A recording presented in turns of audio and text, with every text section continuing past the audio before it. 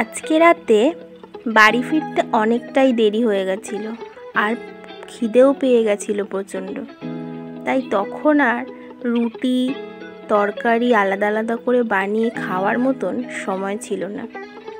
চটপট এমন কিছু বানাতে হবে যেটা খেতেও টেস্টি হবে, আবার সময়ও কম লাগবে।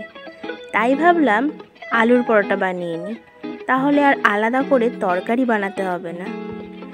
সেই জন্যই আলুর পরোটা বানানোর প্রিপারেশন নেওয়া শুরু করে দিলাম।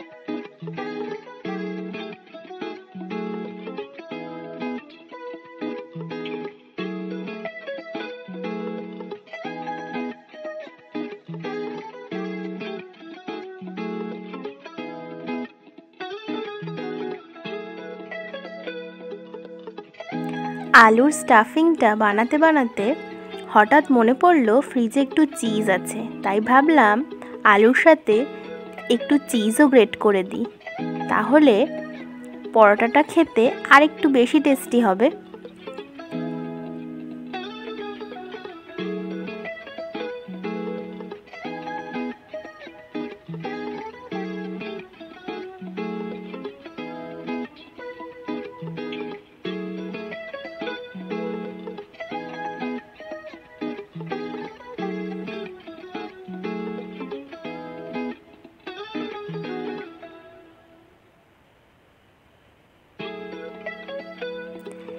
এবার খুব সাবধানে আস্তে আস্তে বেলে নিতে হবে যাতে ভেতরের স্টাফিংটা বেরিয়ে না যায়, আর তারপরে ভেজে নিলেই ব্যাস রেডি হয়ে যাবে আমাদের আলুর পরোটা।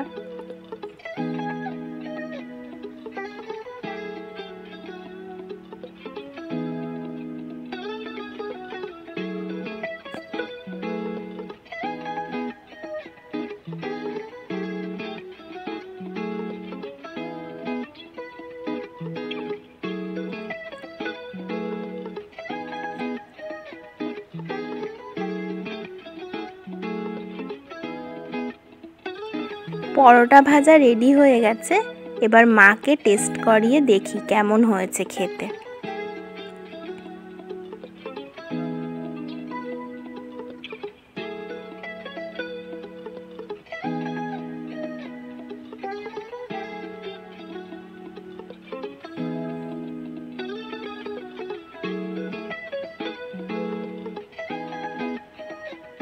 মাকে দেখে তো বুঝতেই পারছো পরোটাটা খেতে কেমন হয়েছে। সত্যিই পরোটাটা খেতে খুবই টেস্টি হয়েছিল।